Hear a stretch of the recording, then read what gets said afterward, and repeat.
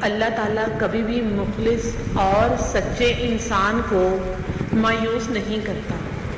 حوصلہ امید برقرار رکھو، کیونکہ وہ رب العالمین بہتر نہیں بلکہ بہترین سے نوازے گا بہت جلد انشاءاللہ تعالیٰ۔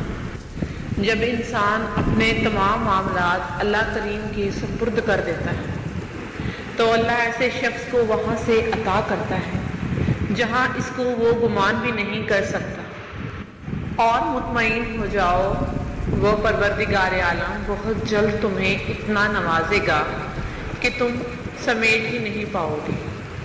اے اللہ، جس نے تجھے پا لیا بھلا اس نے کیا کھویا، اور جس نے تجھے کھو کر کچھ پایا تو اس نے کیا پایا؟ اور جب اللہ عطا کرنے پہ آتا ہے تو وہ کن فرماتا ہے کہ ہو جا، اور فیکن پھر وہ ہو جاتا ہے۔ پس تم دعاؤں سے معجزات تک جلدی پہنچ جاؤ گے انشاءاللہ۔ اور تم نے سنا ہوگا کہ اللہ کے یہاں دیر ہے مگر اندھیر نہیں، لہٰذا اپنے یقین کو مضبوط بنا۔ جب معاملہ اللہ کے سپرد کر دیا کرو تب معاملے اور اللہ کے درمیان سے ہٹ جایا کرو، کیونکہ وہ ہر چیز پر قادر ہے۔ وہ اللہ کسی کو جلدی عطا کر دیتا ہے تو کسی کو دیر سے کرتا ہے، تو پریشان نہیں ہوا کرو، بلکہ یہ سوچو کہ وہ شخص کس قدر خوش قسمت ہے جس کے منہ سے اللہ بار بار مانگنا پسند کر رہا ہے۔ اللہ فرماتا ہے کہ وہ انسان کی شہرت سے بھی زیادہ قریب ہے۔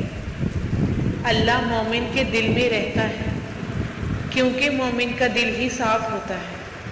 اور یاد رکھو، جو دل صاف نہیں رکھو گے تو وہاں کون رہنا پسند کرے گا؟ اور دلوں کے حالات کو اللہ سے بہتر بھلا اور کوئی نہیں جان سکتا، اس لیے اپنے گمان اچھے رکھا کرو۔ تیری آزمائشوں سے ہوں بے خبر، یہ میری نظر کا قصور ہے۔ تیری راہ میں قدم قدم، کہیں عرش ہے کہیں طور ہے۔ یہ وجہ ہے مالک دو جہاں کہ میری زندگی میں فطور ہے۔ یہ خطا ہے میری خطا ہے، پر تیرا نام بھی تو غفور ہے۔ دونوں صورتیں یقین کی ہیں، کوئی اللہ کے لیے سب کچھ چھوڑ دیتا ہے اور کوئی اللہ پر ہی سب کچھ چھوڑ دیتا ہے۔ اس کے در پر سکون ملتا ہے، اس کی عبادت میں سکون ملتا ہے۔ جو جھک گیا رب کے آگے اسے کچھ نہ کچھ ضرور ملتا ہے۔ رب کون ہے میرے دل کی دعائیں سن لے، میں ہوں بے چین میرے دل کی صدائیں سن لے۔